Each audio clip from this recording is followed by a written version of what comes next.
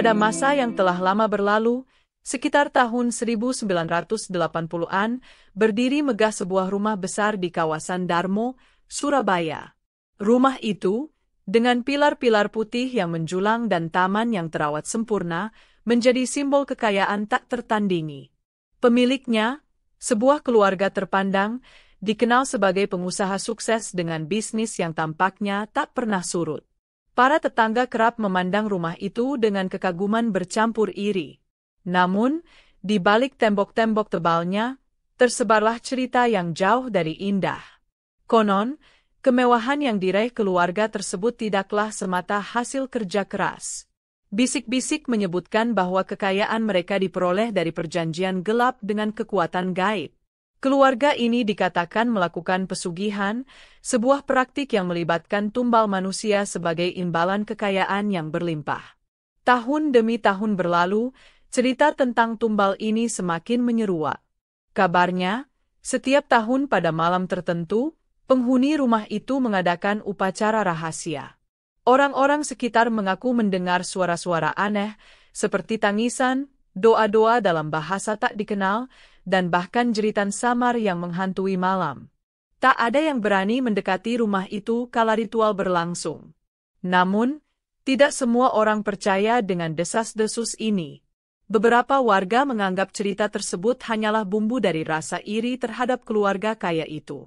Meski demikian, ada sesuatu yang tak terjelaskan mengenai rumah tersebut, sebuah energi gelap yang membuat siapapun merasa tak nyaman hanya dengan melewatinya. Di tengah kemewahan dan kontroversi, keluarga tersebut tetap hidup dalam kilauan emas mereka. Tetapi, keputusan yang mereka ambil untuk menjalin hubungan dengan kekuatan gelap ternyata menjadi awal dari kehancuran yang tak terhindarkan. Bagaimana kisah mereka berlanjut? Kita akan segera mengetahuinya. Malam itu, langit di atas rumah Darmo tampak gelap pekat, seolah menyimpan rahasia yang tak ingin diungkapkan. Di dalam rumah megah itu, keluarga kaya yang selama ini hidup dalam kemewahan tengah berkumpul. Mereka telah membuat keputusan besar, keputusan yang akan mengubah nasib mereka selamanya. Dengan hati yang penuh keraguan, mereka memutuskan untuk mengakhiri tradisi tumbal manusia yang selama ini menjadi bagian dari perjanjian gelap mereka. Sebagai gantinya, mereka memilih hewan sebagai korban, berharap bahwa kekuatan gaib yang mereka puja akan menerima pengganti tersebut. Namun, keputusan itu tidak berjalan seperti yang mereka harapkan. Malam ritual yang biasanya penuh dengan keheningan mistis berubah menjadi penuh ketegangan. Lilin-lilin yang menyala di ruang upacara tiba-tiba padam, meninggalkan ruangan dalam kegelapan yang mencekam. Suara-suara aneh mulai terdengar, bisikan-bisikan yang mengancam, jeritan yang menggema dari sudut-sudut rumah, dan langkah kaki yang tak terlihat. Keluarga itu mulai merasakan kehadiran sesuatu yang mengerikan, sesuatu yang tidak bisa mereka kendalikan. Hari-hari berikutnya membawa tanda-tanda kehancuran yang semakin nyata. Barang-barang di rumah mulai bergerak sendiri, pintu-pintu terbuka dan tertutup dengan sendirinya, dan cermin-cermin memantulkan bayangan yang tidak ada di ruangan. Bahkan, para pelayan yang tinggal di rumah itu mulai mengalami mimpi buruk yang sama setiap malam, mimpi tentang sosok gelap yang mengintai mereka dari balik bayangan. Keluarga itu mencoba mengabaikan semua tanda-tanda tersebut, meyakinkan diri bahwa semuanya hanya kebetulan. Namun, kekuatan gelap yang mereka hianati tidak tinggal diam. Satu persatu, anggota keluarga mulai mengalami kecelakaan yang aneh dan tidak masuk akal.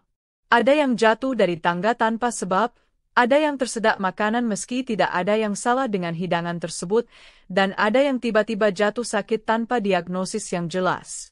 Rumah Darmo yang dulu menjadi simbol kemewahan kini berubah menjadi tempat yang penuh dengan ketakutan. Aura gelap yang menyelimuti rumah itu semakin kuat, seolah-olah kekuatan gaib yang mereka hianati sedang menunggu saat yang tepat untuk memberikan hukuman terakhir. Keluarga itu mulai menyadari bahwa keputusan mereka untuk mengubah perjanjian telah membawa mereka ke dalam jurang kehancuran yang tak terhindarkan. Angin laut malam itu terasa menusuk tulang, meski gelombang tetap tenang seolah-olah menahan napas untuk menyaksikan sesuatu yang mengerikan.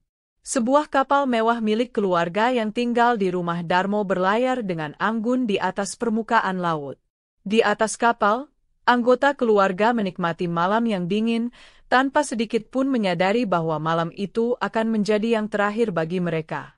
Perjalanan ini awalnya direncanakan sebagai pelarian dari tekanan yang semakin menyelimuti kehidupan mereka.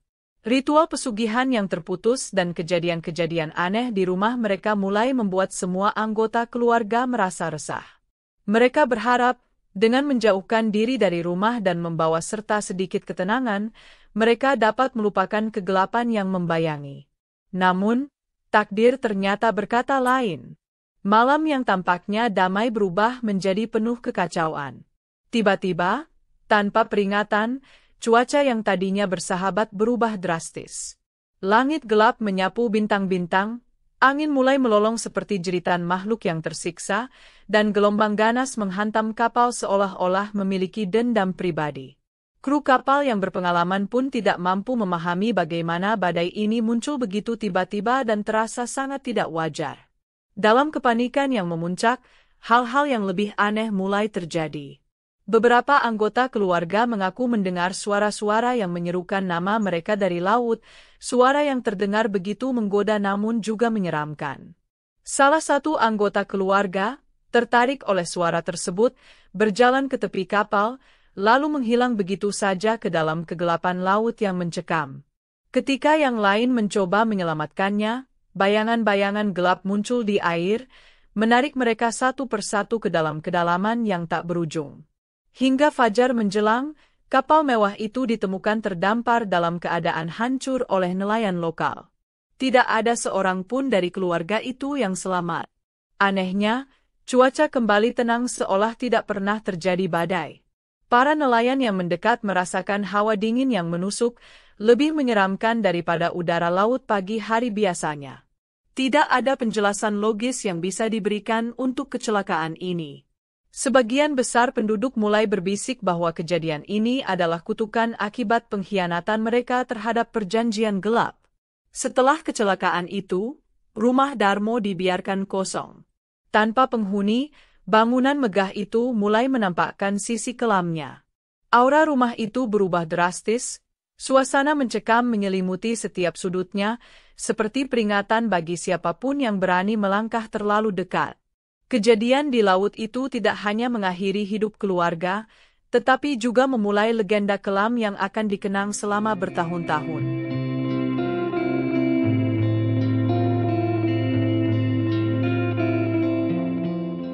Bertahun-tahun setelah tragedi keluarga pertama, rumah Darmo berdiri dalam kesunyian yang mencekam. Puing-puing kemewahan yang tersisa menjadi saksi bisu dari kisah kelam yang menyelimutinya. Namun, bagi sebagian orang, rumah itu masih terlihat menjanjikan. Sebuah keluarga kecil, terdiri dari pasangan suami istri dan 2 anak mereka, memutuskan untuk pindah ke rumah tersebut. Mereka mengabaikan desas-desus yang beredar, menganggapnya hanya cerita rakyat yang dilebih-lebihkan. Hari pertama mereka di rumah itu berjalan tanpa masalah. Anak-anak berlarian di halaman yang luas, sementara sang ibu sibuk membersihkan debu yang menutupi perabotan tua. Sang ayah, seorang pria pragmatis, merasa puas dengan keputusan mereka. Rumah itu besar, murah, dan memiliki potensi untuk menjadi tempat tinggal yang nyaman. Namun, malam pertama mereka membawa tanda-tanda yang mengganggu. Saat malam tiba, suara-suara aneh mulai terdengar. Langkah kaki samar terdengar dari lantai atas, meskipun semua anggota keluarga berada di lantai bawah. Pintu-pintu berderit terbuka dan tertutup dengan sendirinya, dan angin dingin yang tidak wajar menyapu ruangan meskipun semua jendela tertutup rapat. Anak-anak mulai menangis, mengaku melihat bayangan gelap yang bergerak di sudut-sudut ruangan. Hari-hari berikutnya semakin mencekam. Sang ibu mulai mendapati barang-barang rumah tangga berpindah tempat tanpa alasan. Cermin di kamar tidur utama retak dengan pola yang menyerupai wajah yang menjerit. Anak-anak menjadi semakin pendiam, seringkali terlihat berbicara sendiri seolah-olah ada seseorang yang tak terlihat sedang menemani mereka. Sang ayah, meskipun awalnya skeptis, mulai merasakan tekanan yang tak terlihat, seolah-olah ada sesuatu yang mengawasi setiap gerak-gerik mereka. Puncaknya terjadi pada malam yang dingin dan sunyi. Tetangga sekitar mendengar jeritan yang memecah keheningan malam, diikuti oleh suara benda berat yang jatuh. Ketika pagi tiba, rumah itu kembali sunyi. Tetangga yang penasaran memutuskan untuk memeriksa keadaan, tetapi apa yang mereka temukan membuat mereka terpaku dalam ketakutan. Seluruh anggota keluarga ditemukan tewas dengan cara yang mengerikan. Tubuh mereka menunjukkan tanda-tanda kekerasan yang tidak dapat dijelaskan, dan ekspresi wajah mereka membeku dalam ketakutan yang mendalam. Polisi yang datang untuk menyelidiki tidak menemukan bukti adanya pelaku dari luar. Semua pintu dan jendela terkunci dari dalam, dan tidak ada tanda-tanda perlawanan. Kasus ini menjadi misteri yang tak terpecahkan, menambah lapisan horor pada legenda rumah Darmo. Setelah kejadian itu, rumah tersebut kembali kosong, tetapi aura gelapnya semakin kuat, seolah-olah tragedi baru saja memperkuat kutukan yang telah lama menghantui tempat itu. Pada malam yang tampak biasa di tahun 1997, langit di atas rumah Darmo gelap pekat tanpa bintang, memberikan rasa tenang yang menipu. Rumah itu berdiri dalam kesunyian, seperti raksasa terlantar yang menyimpan luka-luka dari masa lalu. Tidak ada seorang pun yang tinggal di dalamnya setelah tragedi demi tragedi merenggut para penghuninya. Namun, aura gelap rumah tersebut tidak pernah lenyap. Penduduk sekitar seringkali menghindari melewati rumah itu, terutama saat malam tiba, seolah-olah takut membangunkan sesuatu yang sedang tertidur di dalamnya. Namun, pada malam itu, keheningan yang biasanya melingkupi rumah itu pecah. Penduduk sekitar dikejutkan oleh nyala api yang tiba-tiba muncul dari dalam bangunan megah tersebut. Api membakar dengan ganas, seolah-olah memiliki kehendak sendiri, melahap setiap sudut rumah tanpa ampun. Anehnya, tidak ada tanda-tanda bahwa api itu berasal dari sumber yang biasa, tidak ada suara pecahan kaca, tidak ada ledakan, tidak ada bukti kebakaran akibat listrik. Api itu hanya muncul begitu saja, menyelimuti rumah dalam kobaran yang penuh dengan misteri. Para tetangga yang mencoba mendekat untuk membantu segera dihentikan oleh hawa panas yang luar biasa. Namun, lebih dari itu, mereka merasakan sesuatu yang jauh lebih menyeramkan, suara-suara seperti bisikan, jeritan teredam, dan tawa samar yang melintasi angin malam. Mereka bersumpah melihat bayangan-bayangan bergerak di balik kobaran api, seolah-olah ada sosok-sosok yang menikmati kehancuran tempat itu. Salah satu saksi bahkan mengklaim melihat wajah-wajah menyeramkan yang terbentuk dari asap api, mata mereka memandang penuh kebencian. Ketika pagi tiba, hanya sisa-sisa puing yang tinggal. Rumah yang dahulu megah kini tidak lebih dari kerangka hitam arang, menyisakan bayangan kelam dari apa yang pernah ada.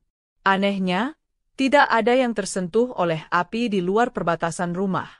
Tanaman di taman tetap utuh, dan bahkan dinding tetangga yang berdekatan tidak menunjukkan tanda-tanda hangus.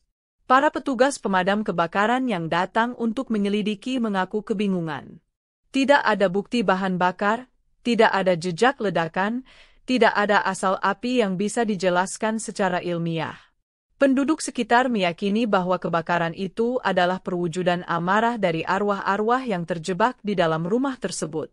Kutukan yang menempel pada rumah itu telah mencapai puncaknya, melahap apapun yang tersisa dari dosa-dosa masa lalu.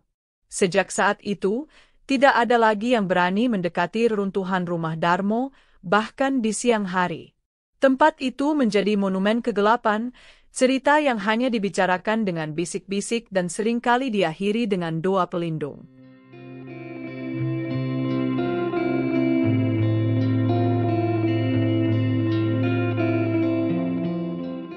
Rumah Darmo, meski kini hanyalah runtuhan yang menyeramkan, tidak pernah berhenti memancing rasa penasaran. Aura gelap yang menyelimuti tempat itu seperti magnet bagi jiwa-jiwa pemberani yang ingin merasakan langsung misteri di balik cerita-cerita menyeramkan. Pada malam-malam tertentu, terutama saat bulan redup di balik awan tebal, beberapa kelompok penjelajah urban memutuskan untuk mencoba peruntungan mereka di sana. Dengan membawa senter, kamera, dan tekad yang bercampur dengan rasa takut, mereka memasuki wilayah yang telah lama dianggap sebagai sarang kejahatan gaib. Langkah pertama ke dalam area reruntuhan segera disambut oleh hawa dingin yang menusuk, meskipun malam itu tidak ada angin. Cahaya senter mereka menari di antara puing-puing, menciptakan bayangan-bayangan yang tampak bergerak seolah-olah ada sosok yang mengintip dari balik dinding yang runtuh. Para penjelajah biasanya mencoba menguatkan diri dengan berbicara satu sama lain, namun keheningan rumah Darmo seringkali menelan suara mereka, menggantinya dengan suara samar, seperti bisikan dari sudut ruangan yang gelap. Tidak lama setelah mereka memasuki bangunan utama, pengalaman-pengalaman mengerikan mulai terungkap. Beberapa dari mereka mengaku mendengar suara tangisan perempuan, sedih dan penuh dengan penderitaan, menggema dari arah yang tidak jelas. Jeritan halus seperti panggilan dari dunia lain terdengar sesekali, membuat darah mereka terasa membeku. Sementara itu, langkah kaki terdengar berkeliling, meskipun tidak ada seorang pun di antara mereka yang bergerak. Puncaknya seringkali terjadi ketika bayangan misterius mulai terlihat. Ada yang berbentuk manusia, tetapi gerakannya tidak biasa, terlalu cepat, terlalu halus, seolah-olah melayang. Bayangan ini biasanya terlihat di sudut pandang mata, menghilang saat mereka mencoba mengarahkan senter ke arahnya. Ada juga bayangan yang lebih besar, berdiri diam di tengah ruangan gelap, memandang mereka dengan tatapan yang tidak bisa dijelaskan. Salah satu dari penjelajah pernah berteriak panik, mengaku melihat wajah pucat di salah satu jendela yang sudah lama hancur. Setiap kelompok memiliki cerita unik, tetapi semuanya berakhir dengan satu kesamaan. Mereka meninggalkan rumah Darmo dengan ketakutan yang mendalam. Beberapa mengklaim merasa diikuti hingga jauh setelah meninggalkan lokasi, bahkan mendengar langkah kaki di belakang mereka saat berjalan pulang. Yang lain mengalami mimpi buruk selama berminggu-minggu, mimpi tentang bayangan hitam yang mendekat, tentang jeritan-jeritan yang mengisi malam. Meskipun cerita-cerita ini terdengar mengerikan, rumah Darmo tetap menjadi destinasi bagi penjelajah urban yang mencari sensasi. Rasa takut, kegembiraan, dan misteri yang ditawarkan tempat itu menjadi daya tarik yang tak tertandingi, meski setiap kunjungan selalu membawa risiko yang tidak terduga. Di balik segala cerita menyeramkan yang membalut rumah Darmo, ada sekelompok penduduk lokal yang memandangnya dengan mata berbeda. Bagi mereka, rumah megah yang kini hanya tinggal puing itu hanyalah saksi bisu dari perjalanan waktu. Debu tebal yang menyelimuti lantainya, retakan yang menjalar di dinding-dindingnya, dan bau lembab yang menusuk hidung hanyalah akibat bertahun-tahun rumah itu dibiarkan tak terurus. Tidak ada arwah penasaran, tidak ada kutukan gelap, hanya sekadar bangunan tua yang tak lagi dihuni. Bagi warga ini, cerita-cerita horor yang beredar hanyalah kisah yang dilebih-lebihkan, disusun oleh mereka yang haus sensasi. Mereka meyakini bahwa tangisan dan langkah kaki misterius yang dikabarkan terdengar di malam hari tidak lebih dari angin yang bermain-main di antara reruntuhan, atau suara binatang liar yang menjadikan rumah itu sebagai sarang. Bahkan, ketika para penjelajah urban kembali dengan kisah-kisah menyeramkan, penduduk skeptis ini hanya tersenyum kecil dan berkata, "Itu hanya imajinasi kalian sendiri." Pak Harun, seorang pria yang telah tinggal di lingkungan itu selama lebih dari 3 dekade, selalu menjadi suara logis di tengah rumor-rumor yang tersebar. Ia sering bercerita bahwa sebelum tragedi melanda, ia pernah beberapa kali bertandang ke rumah Darmo untuk menghadiri pesta-pesta mewah yang diadakan keluarga pemilik. Baginya, tidak ada yang luar biasa dengan rumah itu selain ukurannya yang besar dan dekorasinya yang megah. Setelah rumah itu terbakar, ia pun tidak pernah merasakan kehadiran makhluk lain seperti yang sering diceritakan orang. "Apa sih yang membuat kalian takut?" "Hanya rumah tua, tak ada yang lebih," ujar Pak Harun sambil tertawa kecil saat beberapa pemuda desa menceritakan pengalaman menyeramkan mereka. "Kalau kalian mendengar sesuatu, itu mungkin hanya tikus atau kucing liar.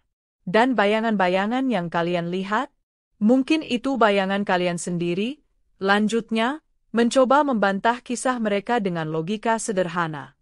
Namun, meski skeptis, penduduk seperti Pak Harun tetap enggan terlalu lama berada dekat rumah itu saat malam tiba.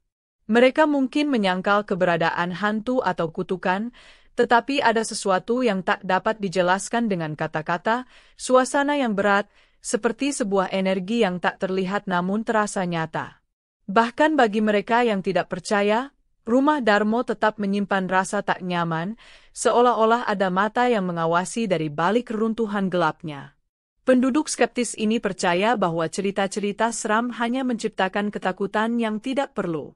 Namun, di sisi lain, mereka juga tidak sepenuhnya mengabaikan perasaan ganjil yang muncul saat melintasi rumah itu.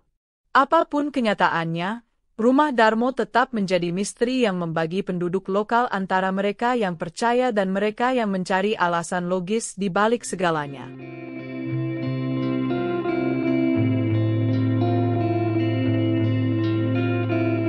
Meski waktu telah berlalu dan puing-puing rumah hantu Darmo hanya tersisa sebagai bayangan kelam dari masa lalunya, tempat ini tetap hidup dalam ingatan dan cerita yang menggetarkan hati. Surabaya, kota besar yang dipenuhi hiruk-pikuk, menyimpan rumah ini sebagai lambang misteri yang sulit dijelaskan, sebuah warisan gelap yang menarik dan sekaligus menakutkan. Legenda rumah hantu Darmo telah mengakar begitu dalam di benak masyarakat. Kisah-kisah mengenainya bagaikan api yang tak pernah padam, diceritakan dari mulut ke mulut dengan berbagai versi. Ada yang berbicara tentang kutukan pesugihan, ada yang menyoroti tragedi demi tragedi yang menimpa para penghuninya, dan ada pula yang berbagi pengalaman langsung merasakan keangkeran tempat itu. Cerita-cerita ini seperti jalinan benang merah yang tak terputus, menghubungkan masa lalu dengan masa kini. Keangkeran rumah Darmo juga telah menginspirasi banyak karya seni. Film seperti Malam Suro di Rumah Darmo mencoba mengangkat sisi kelam rumah ini ke layar lebar, menghadirkan kengerian yang dulunya tersembunyi di balik tembok-tembok yang kini telah runtuh. Buku-buku dan artikel juga ditulis untuk menyelami lebih dalam sejarah, mitos, dan cerita rakyat yang melingkupi Rumah Darmo, menjadikannya salah satu tempat paling terkenal di Surabaya, bukan karena kemegahannya, tetapi karena aura mistisnya. Namun, daya tarik terbesar rumah ini adalah kemampuannya untuk memancing rasa penasaran. Bagi mereka yang cukup berani, reruntuhan rumah itu menjadi tujuan eksplorasi yang penuh risiko. Penjelajah urban, pemburu hantu, hingga sekadar wisatawan yang mencari sensasi datang ke tempat ini dengan harapan merasakan sendiri suasana mencekam yang digambarkan dalam berbagai cerita. Setiap sudutnya, dari taman yang kini liar hingga ruangan yang gelap tanpa penerangan, bagaikan perangkap bagi imajinasi mereka, melahirkan pengalaman yang akan terus dikenang. Rumah hantu Darmo kini berdiri tidak hanya sebagai saksi bisu dari masa lalu yang penuh tragedi, tetapi juga sebagai simbol dari rasa takut dan daya tarik manusia terhadap hal-hal yang tidak diketahui. Aura misterinya terus menyelimuti, seperti bisikan halus di telinga yang memanggil siapa saja untuk mendekat, sambil memperingatkan bahwa ada harga yang harus dibayar bagi mereka yang melangkah terlalu jauh. Demikianlah kisah ini diceritakan, semoga dapat menghibur dan menambah wawasan. Segala kebenaran detailnya kita kembalikan kepada Allah, Tuhan pemilik kisah kehidupan.